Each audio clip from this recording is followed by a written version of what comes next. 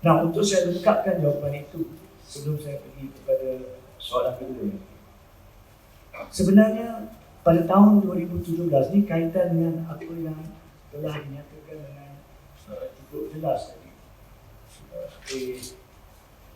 penganjur kita dan juga panel yang lain, iaitu isu bahasa ni bukan sahaja berhubung dengan bahasa Melayu dan perpaduan negara. Ia juga berkait rapat dengan ekonomi dan perkara-perkara lain. Di Pakistan pada tahun 2017, Mahkamah Agung Pakistan telah mengisytiharkan atas permohonan orang-orang kampung, senanglah bercakap orang-orang kampung, telah mengisytiharkan bahawa kerajaan Pakistan telah gagal untuk melaksanakan kemartabatan bahasa Urdu di sana yang keadaannya sama dengan bahasa Melayu di sini. Terdapat peruntukan dalam perlembagaan Pakistan, bahasa Urdu is the national language, bahasa kebangsaan, dan ada peruntukan-peruntukan untuk dijadikannya bahasa rasmi dalam situ, dalam sini dan sebagainya untuk tempoh-tempoh tertentu. Tak silap saya, sana digunakan 15 tahun. So dah masuk tahun 2017, tak ubah juga macam kita kat sini. So apa dia buat? Petani-petani, orang-orang B40 lah katakan, telah bawa tindakan ke Mahkamah Pakistan mengatakan hak kami untuk mencari rezeki pendapatan telah pun dihalang di atas kegagalan kerajaan untuk memartabatkan bahasa Urdu dalam segala aspek urusan termasuk ekonomi. Mahkamah Agung Pakistan kata kami setuju, dan dia telah arahkan kerajaan 10 tahun lagi. We are talking about 2017, tak silap saya keputusan pada atau sebelum 2027, negara Pakistan, kerajaan mana sekalipun di Pakistan, wajib menentukan bidang ekonomi pun dikendalikan bukan dalam bahasa Inggeris yang dikongka oleh 10% elit di sana, tapi dalam bahasa Urdu, supaya bila perjanjian disiapkan diwajibkan bahasa kebangsaan, orang kampung faham apa yang ditandatangani. Ini dah beli rumah kos rendah pun awak kena sign dalam bahasa Inggeris, sebab peguam malas nak sediakan dalam bahasa Melayu. Okey, dan kerana kerajaan tak tegas untuk mengadakan dalam bahasa Melayu. Ini merujuk kepada soalan tadi, pengajian tinggi. It has efek dia, kesannya luas bahasa ni. Kalau awak nak membatalkan ekonomi orang Melayu, apakah bukan caranya dengan menjadi tegas berkaitan penggunaan bahasa Melayu dalam urusan rasmi perniagaan? Cuma boleh dilakukan oleh kerajaan yang mempunyai ketegasan politik, bukan retorika politik. Dan bila mereka dapat kuasa, mereka tak rujuk perkara ini kepada pakar-pakar bidang-bidang masing-masing. Ini masalah kita, hakikatnya. So di Pakistan dah buat, dah pergi mahkamah pun, dah menang pun. Malaysia ketinggalan di belakang. Seperti mana Pakistan merdeka 47, kita ketinggalan 10 tahun belakang. Tapi saya rasa isu bahasa, isu-isu lain, kita mungkin ke belakang 100 tahun lagi, bukan 10 tahun. Itulah kehakikatan. Sebenarnya antara yang pertama, apabila, jika dan bila mahkamah membenarkan rayuan ini di rayuan Mahkamah Rayuan atau Mahkamah Persekutuan, maka sekolah vernacular sebenarnya sekarang ini ada dua bentuk. Satu sekolah vernacular kerajaan dan satu sekolah vernacular bentuk. Okay? So memang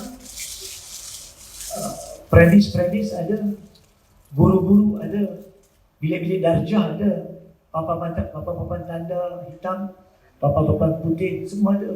Takkan kita nak robohkan sekolah-sekolah tu? Mesti dia akan diambil alih untuk tujuan mengakomodasi pelajar-pelajar tersebut dalam sistem struktur pembelajaran bahasa perkataan yang satu. Itu asalnya. Tapi of course kita juga perlukan pakar-pakar pendidikan untuk duduk tengok bagaimana caranya untuk nak asimilasi pelajar-pelajar ini terus ke situ. Kalau 6 tahun tak cukup, Rasa 9 tahun, bagi tahu awal-awal. Kajian yang betul, kajian yang rapi perlu dibuat. Sebab itu kita sendiri kena lahirkan pakar-pakar dalam setiap bidang kita supaya dapat bantu merangka polisi-polisi ini. Bukan sekadar cakap ikut emosi. Bila perlu kita bangkitkan.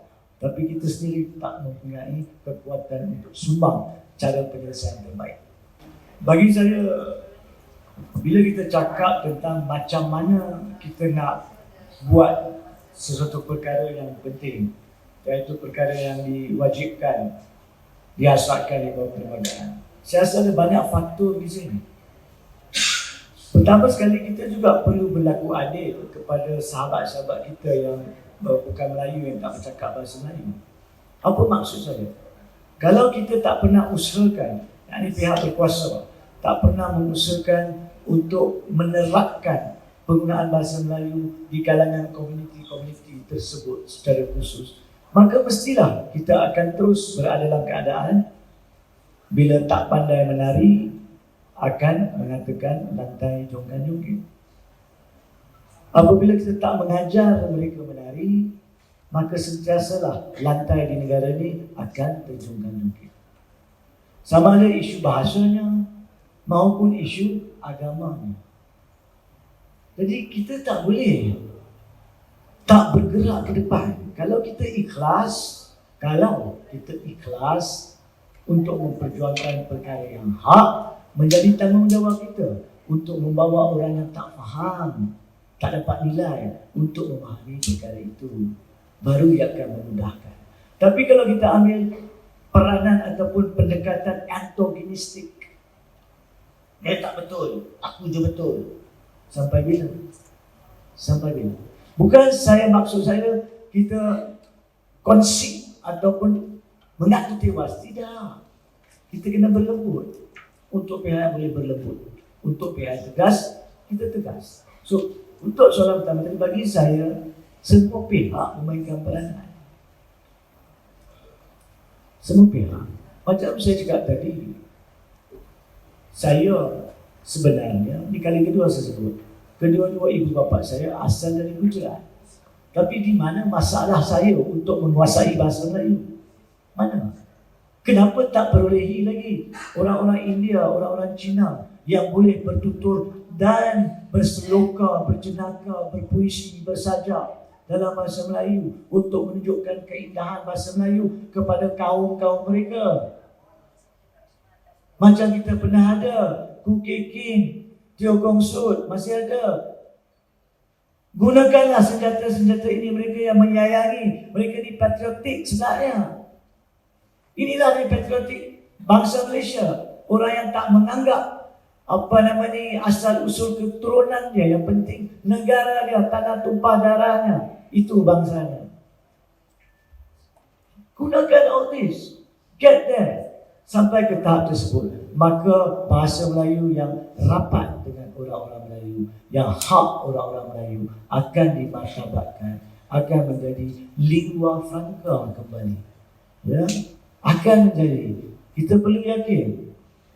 Masakan kalau kita pergi Portugal, kalau pergi ke bandar Lisboa kat Portugal, underground cium mereka. Ada satu underground, dia suka lukis mozaik lukisan kat underground. Kita akan nampak satu underground tu Malacca di Lisbon, Portugal.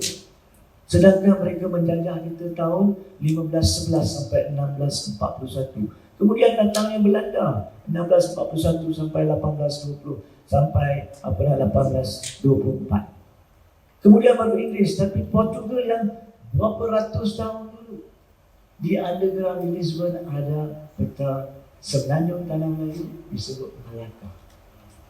Sebab hormatnya mereka pada masa itu kepada kejayaan, kewibawaan, kebolehan Melaka di Nusantara dan di luar rangkaian dunia. Boleh. Boleh. Bukan boleh. Masalahnya kita senang nak just lega benda ni. I'm sorry, I kena bagi tahu benda ni. Saya tengok selang 2-3 tahun kita ada program macam ni, tuan. Lepas tu kita jadi suam-suam. Itu hangat dia.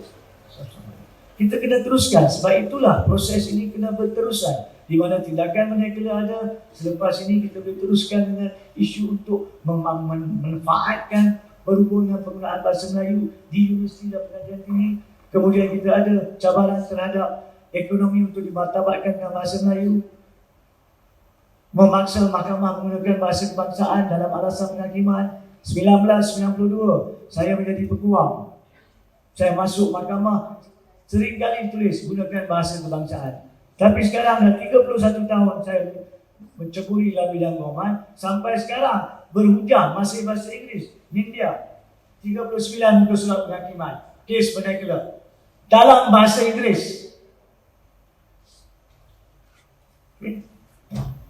Tapi dalam kes ini ada suatu perkara yang berlainan kami buat di Mahkamah Tinggi dan insya-Allah akan diteruskan di Mahkamah Rayuan. Saya mewakili pasukan kami telah menyatakan pada masa itu kepada mahkamah, berdasarkan kepada falsafah dan tujuan tindakan yang difailkan, iaitu bahasa kebangsaan, arahan kami adalah untuk berhujah daripada awal sampai hujung dalam bahasa Melayu. Itu di Mahkamah Tinggi telah dilakukan. Sampai saya difahamkan, Saudara Muzi Azam tahu, hakim yang mula-mula kendalikan tu telah juga meletak jawatan masing-masing. Dan apabila Yang Arif Hakim Nazlan mengambil alih, saya ulangi perkara tersebut. Kata kami tiada masalah kalau mereka yang lain yang kami tiada masalah mencelah tu, dan sekolah tambang, sekolah Cina, nak berujar dalam bahasa Idris seperti mana yang mereka biasa lakukan kerana mahkamah manjakan, silakan. Tapi kami akan berujar dalam bahasa Melayu. Tapi penghakiman keluar dalam bahasa Inggeris. Dan insya-Allah saya telah pun meminta pasukan peguam kami menghantar surat kepada Mahkamah Rayuan untuk memaklumkan kepada Mahkamah Rayuan daripada awal bahawa arahan kami dan hasrat kami adalah terus berujar dalam bahasa Melayu di Mahkamah Rayuan. Itu. Kenapa kita mengatakan perkara tersebut? Sebab kalau kita bagi tahu awal-awal kepada mahkamah, kita berlaku adil kepada sistem keadilan. Kalau ada hakim yang tidak begitu fasih memahami bahasa Melayu, maka dia boleh buat pilihan bagi tahu kepada Presiden Mahkamah Rayuan, mungkin izinkan saya undur diri. Itulah, kita kena berlaku adil. Jangan pergi ke mahkamah baru nak cakap bahasa Melayu. Awal-awal kita bagi tahu. So ini peluang untuk mereka tentukan, dan saya rasa perkara ini perlu diteruskan dalam kes-kes lain. Sebab perlu diteruskan, bukan kes-kes saja. Sebab saya tak nampak lah bahasa Melayu bahasa yang indah. Saya ingat di tahun 1998 saya mengendalikan kes 50 dalil. Pada masa itu kononnya satu kes high profile. Hakim Alhamdulillah Datuk Wira Matno di Mahkamah Tinggi, dia mengatakan, dan lawan saya pada masa itu yang tentang Datuk Cyrus Das, seorang pegawai yang baik yang cukup rendah diri, Presiden Majlis Peguam pada masa itu. So dia mengatakan di khalayak ramai penuh dengan media antarabangsa, semuanya Anwar Ibrahim Lawak Khalid Jafri, semua situ. So dia mengatakan kepada kami semua, saya nak hujah, kita berhujah dalam bahasa Melayu. And to be fair, Datuk Cyrus Das berhujah dalam bahasa Melayu, tiada masalah pada masa itu. Sampai ada satu tahap bila saya nak berhujah dalam perkataan, menggunakan perkataan biasa dalam bahasa Inggeris, iaitu without fear of favor, maka saya terfikir, bahasa Melayu ni bahasa indah. Jangan gunakan bahasa yang literal translation, penterjemahan literal. Tak boleh. Setiap bahasa mesti ada penterjemahan gaya dan caranya. So saya terjemahkan pada saat dan ketika itu, without fear of favor menjadi tanpa gundah ganjaran. So ada pemberita datang jumpa saya di luar, tuan betul ke ada perkataan tu? Mana saya tahu, saya bukan pakai bahasa. Tapi saya bahasa Melayu kat tingkatan 4, tingkatan 5 LSM, saya dapat nombor 1 lah. Dia buat picit dapatkan bahasa, picit yang dalam bahasa. Gundah, fear, satu bentuknya gundah. Ganjaran, petik dia ganjaran, favor. So ganjaran tu buang N, bunda, sentang ganjara. Cara pembentukan perkataan pergandaan. Tanyalah pakar bahasa, kalau saya salah betulkan. Tapi sejak 98 sampai sekarang sudah 25 tahun. Saya masih gunakan bunda ganjara, tak ada orang percaya kan? Sampai ada satu program talk show bicara mahkamah tanpa bunda ganjara. So bagi saya bahasa itu indah. Kita yang tak mau pakai, kita yang cari alasan tak mau pakai. Lepas itu kita kata tak martabatkan bahasa Melayu. Orang Melayu sendiri tak pakai. Orang Melayu sendiri. Saya harap saya telah jawab soalan tadi. Ada soalan ni? Soalan Tun Suzana tadi pasal teks sahih perlembagaan yes, yang di-Pertuan Agong Raja. Apa sebabnya ya? Sebabnya bagi saya sebenarnya ketiadaan ketegasan politik. Ketiadaan ketegasan politik bercampur dengan faktor satu lagi di mana terdapat beberapa pihak di dalam sistem perundangan di pejabat pegawai negara yang mungkin pada masa itu berpendapat tak semestinya salah, tapi berpendapat bahawa terdapat perkataan-perkataan dalam perlembagaan asal teks Inggeris yang mungkin telah tidak diterjemahkan dengan cepat. So mereka was-was nak gunakan. Tapi bagi saya itu tak betul. Sebab itu menjadi cerita atau menjadi hikayat telur dengan ayam. Yang mana dulu, yang mana dulu. Kita tidak boleh perbetulkan perkataan-perkataan yang salah kalau kita tak sahkan ianya wujud dulu. Kemudian kita boleh pindah.